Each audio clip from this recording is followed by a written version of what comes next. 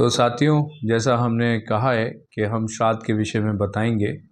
श्राद्ध के विषय में समाज में बहुत सारा भय, बहुत सारा भ्रम फैला हुआ है कि ये जो श्राद्ध पक्ष आता है ये अपशगुन होते हैं, ये अच्छे नहीं होते हैं और इनमें हमें कोई ऐसा काम करना चाहिए, ऐसा काम नहीं करना चाहिए, ऐसा हम लोग बहुत सारी बातें जानते हैं। तो उसी के ध्यान में रखकर हम लोगों ने इस श्राद्ध के ऊपर एक छोटा सा जानकारी आप लोगों के साथ साझा करने का मन बनाया है। श्राद्ध मूलतः जो हमारे पितृ हैं उनकी तृप्ति के लिए इस श्राद्ध पक्ष में जो पूजा की जाती है, जो कर्म किया जाता है, उसको हम श्राद्ध बोलते हैं। आश्विन मास का जो कृष्ण पक्ष होता है, जो भाद्र पक्ष की पूर्णमासी से प्रारंभ होकर आश्विन मास के अमावस्या तक जाता है, जिसे पितृ अमावस्या भी बोलते हैं हम लोग, उस पितृ अमावस्या तक के समय काल में ये श्राद्ध कर्म किए जाते हैं।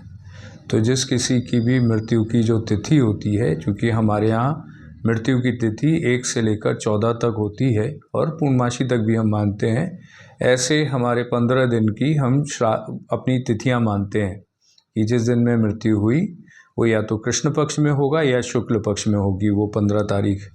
तो उन तिथियों को ध्यान में रखकर ही हम उस दिन श्राद्ध करते हैं। तो इसमें विचार इसका नहीं करते कि शुक्ल पक्ष में मृत्यु हुई थी या उसका संस्कार हुआ था तो हमें शुक्ल पक्ष में करना है, क्योंकि ये आ ही केवल कृष्ण पक्ष में रहा है। श्राद्ध पक्ष हमेशा कृष्ण पक्ष में आता है। तो तिथि को हम लोग ध्यान में रखकर श्राद्ध बनाते हैं।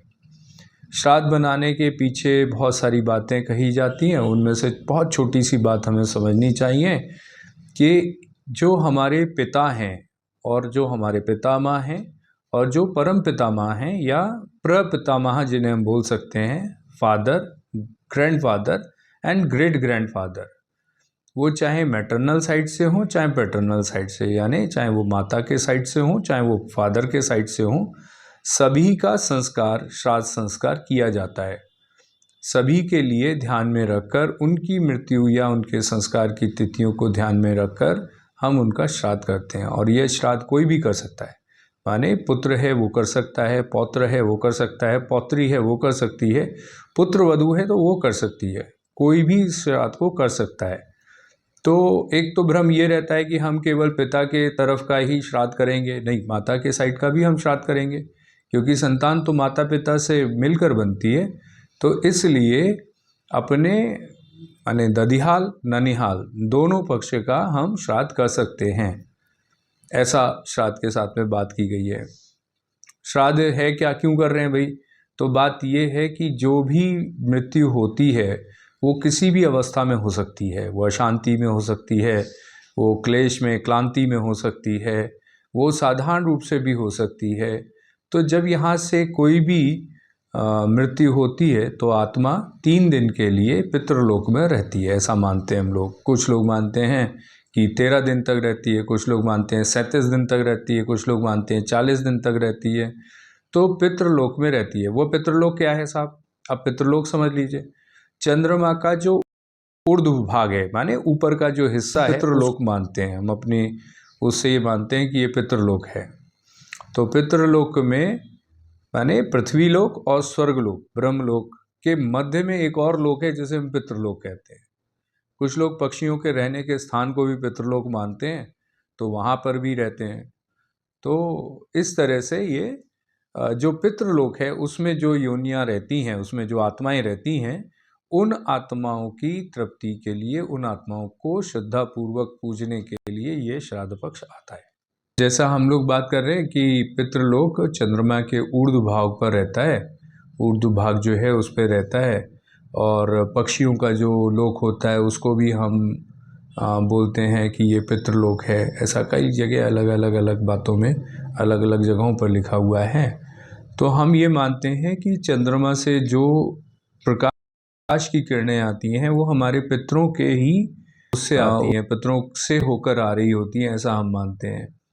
तो इस कालखंड में हम अपने पितरों की तृप्ति के लिए उनके यज्ञ करते हैं। तो जैसे यज्ञों के भी हमारे यहाँ 5 प्रकार बताए गए, उनमें से विशेष एक जो है वो है पितृयज्ञ।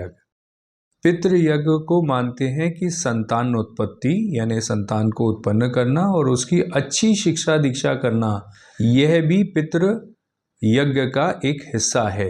और इस पितृ यज्ञ के अंदर पितृ ऋण से मुक्ति का जो रास्ता है वह अपने बच्चों को अच्छी शिक्षा दीक्षा देने का माध्यम माना जाता है। तो अगर हम ऐसा करते हैं तो बहुत उसको श्रेष्ठ माना जाता है कि हमने पितृ यज्ञ किया।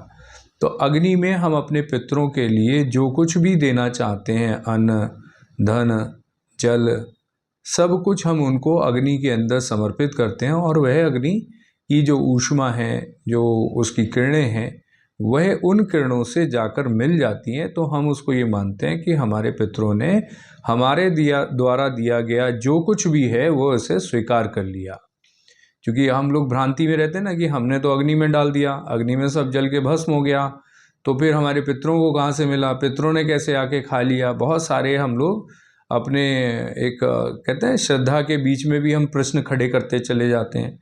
तो उन सभी प्रश्नों के उत्तर के रूप में, वैज्ञानिक उत्तर के रूप में हम ये माने कि जो प्रकाश की किरणें आती हैं और जो अग्नि में हम देते हैं, उससे जो अग्नि में उन किरणों का जो मिलना होता है, उसी को हम मान लेते हैं कि हमारे पितरों तक वह सब कुछ चीज़ें पहुंच गई हैं। तो इसमें भोजन नहीं, भाव का प्रकटीकरण है कि हमने भाव के साथ उनको समर्पित किया और उन्होंने उसे ग्रहण किया है। तो ये जो पितृलोक में जाने वाली बात है, इसमें भी हमें बहुत ध्यान देने की बात यह है कि बहुत सारे लोग जो अच्छे कर्म करते हैं वो ब्रह्मलोक में चले जाते हैं, जो ब्रह्म साधना करते हैं वो ब्रह्मलोक चले जाते हैं। बहुत सारे लोग मोक्ष की प्राप्ति करते हैं, स्वर्ग में चले जाते हैं, देव बन जाते हैं। तो चैनल आप देख रहे हैं, इस चैनल से जुड़ी हुई बहुत सारी जानकारियाँ आपको आगे मिलती रहें। आपने अगर हम लोगों का उत्साहवर्धन किया और आप अगर हमारा मार्गदर्शन ऐसे करते रहेंगे तो इस चैनल पे बहुत अच्छी जानकारियाँ संस्कार से जुड़ी हुई हम आपको देते रहेंगे। तो इस चैनल को सब्सक्राइब कर लीजिए और ज़्यादा से ज़्यादा कमेंट्स अगर आप करेंगे तो हम उन कमेंट्स के माध्यम से आपको इंडिविजुअल जवाब देने का भी प्रयास करेंगे।